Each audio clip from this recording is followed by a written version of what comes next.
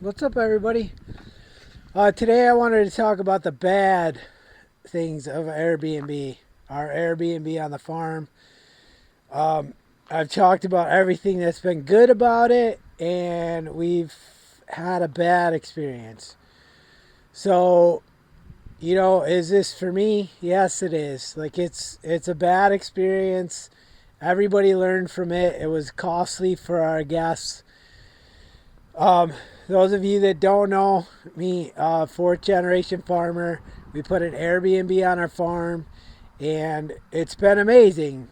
For 2 years, almost 2 full years in, have a few more weeks till we close because the weather in upstate New York gets very cold, so the pipes freeze.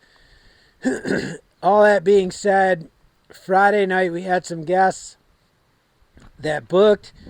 Um, for a family of 12 and seemed like a very good kid, um, guy. And with the people, it didn't seem out of the realm of possibility to have 12 the way he said it. He said his family and kids were coming, cousins. Okay, this whole time, you booked it, I don't know, a month or two ago. This whole time he's been telling us this stuff. They pull in on Friday night, Friday afternoon. They're waiting for their guests. He messages my wife and says, "We understand all the rules. Like, we're just waiting for my cousins to get here." Okay, fine. Another car pulls in. There's two cars here when we go to bed. There's no way there's 12 people in those two little cars. The night goes on. I smell marijuana in our house. And, whatever. I don't care. You do you. Like, it's outside. Like, nobody can hear them. We couldn't hear them really in the house. If I came outside, there was music. I don't care about that. Like, you're here to have a good time. Well, the good time turns south. So I get up Saturday morning. I come out around 7 or 7:30. No vehicles here, and I see garbage, like cups and stuff, by the garbage can. They're not there now. We clean them up. But um, whatever. Maybe they went to breakfast because we've had people do that. They'll go to breakfast or whatever, and then they'll come back. Checkouts at 11. Whatever. So I go to work over by the donkeys and start doing some stuff, and I realize I need some tools. So I go down to my truck, which is directly, so here's the parking area. My truck is down there. So, all that being said, their vehicles are parked here. They pulled in straight this way. They're supposed to be this way. I don't care, whatever. So I walk to my truck. As I get closer, I see there's glass on the ground. As I look even closer, it's a rear window of somebody's car. So then I look, and the front bumper of my truck is smashed into the tire of my truck, and my truck is moved 6 inches. So then I start looking around, and I see the tire tracks. Let's put you this way. The tire tracks, and realize that somebody smashed into my truck, and I start to put it together because I was a 20-year-old kid, 25. I went through that. I did not, however, do that, but I know how kids think.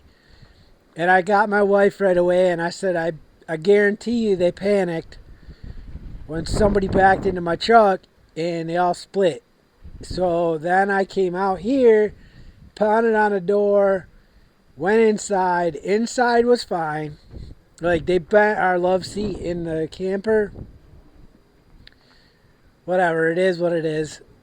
We were going to probably replace that at some point, because another guest, their dog kind of scratched it up. is it's a leather one, and it's not great. It's just a camper love seat, like whatever. Um, and I look around the yard, and it is just like a frat party up in here. So there was chicken wings all over, beer cups, like there was chips all over the table. They left food on the grill because they just split. There was ketchup, mayonnaise, and mustard up on the railing. There was stuff like you can tell like they just split. So all that being said, I just wanted to give you the backstory. As the day went on, my wife got a hold of the kid, and I say he was a college kid because there's a couple colleges right around the corner from us. She's not sure, but I'm sure it was it was homecoming week for a lot of the colleges, and they booked it, and they came here, partied it up. There was blunts all over the place, wrappers, like nothing, but nothing out here was destroyed. It was just junk everywhere. So we got a hold of him. He blew the kid in right away. That hit my truck. Like he did. He blasted out his name. That kid was cool. He gave us his insurance information and started a claim on his end. The kid that rented it, my wife blasted him as a mother of four. She was like, I'm just glad he hit my truck. And that's how I felt too. I'm glad my truck took a beating and they didn't end up, I think it sobered him up enough maybe to get home. I don't condone obviously driving under the influence. I was a fireman for 20 years and that just doesn't fly for me. But it is what it is. I had no control over that. There's rules here. So, and I can't prove that, but, come on. They didn't even move. They didn't even turn the car.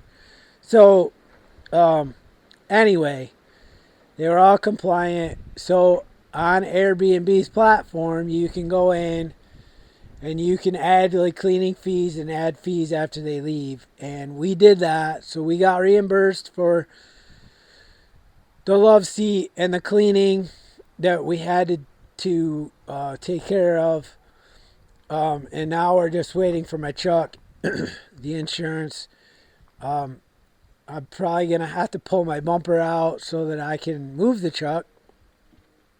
But it's really frustrating because I need the truck to go get meat from the butcher. I need to go get a bunch of pumpkins for the school. We donate pumpkins.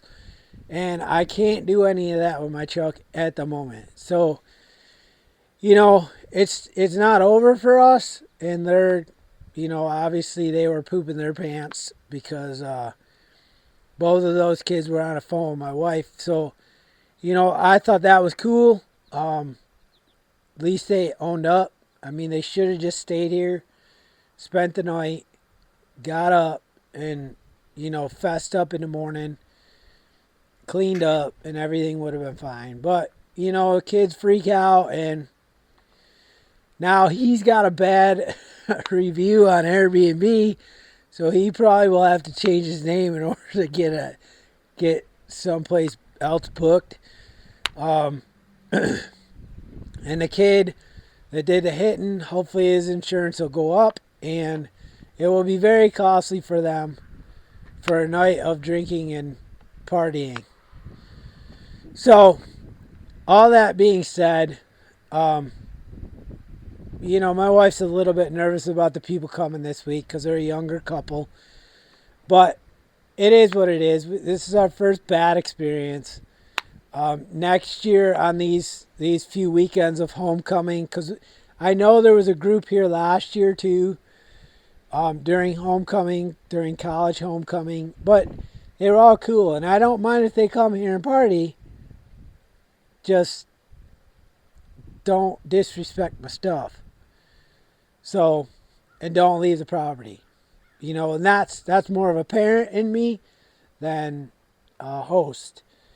Um, so all that being said, like it was a bad experience. Yes, my wife's nervous about this weekend, but you know, uh, it is what it is, and it's still to me, it's still like this weekend was a hassle, but we've made a lot of money this year, so we still made out okay. Other than my truck's still sitting there, and that's the first dent the poor girl's had in her lifetime here. But like I said, we're gonna keep doing this. Like it's frustrating, but you're gonna have that, and most everything I can fix here. I mean, I'm not great with body work, but like it's still better than going to work for me. And I'm still going to work, and we're trying to get out of that so that I can just start other businesses. So I know this is kind of a rant, but I just want you to know, like, don't be scared. Um, now we're going to add more rules to our bookings. You have to be a certain age. I think you can do that on a platform. So, we're going to put a couple other things in place. We're going to throw up some security cameras, which I was trying to avoid, but at least that way I'll have a plate number or something, be able to see who's coming in and out. And we're not going to put one out here. I don't care about that. Just in the driveway. Out by the store anyway, because I wanted one there. So, anywho, that's what happened. Don't get scared. Like, it is what it is, and we're gonna move on and keep plugging away. So with that, I love you all. Get to know a farmer. Beef prices are going up, and stock up now. I keep harping on this. Stock up now. Beef prices are going to keep going up for a little while. They're not going to stay elevated, but they are going up. So stock up. Get to know a farmer. Buy a quarter. Buy a half. Buy an eighth. Hook up with a farmer that does meat shares, and learn about those. And if you're a farmer, start doing that. Start doing shares, beef shares. Any way to make money. With that, I love you all. I'll see you on the next one. Get to know a farmer.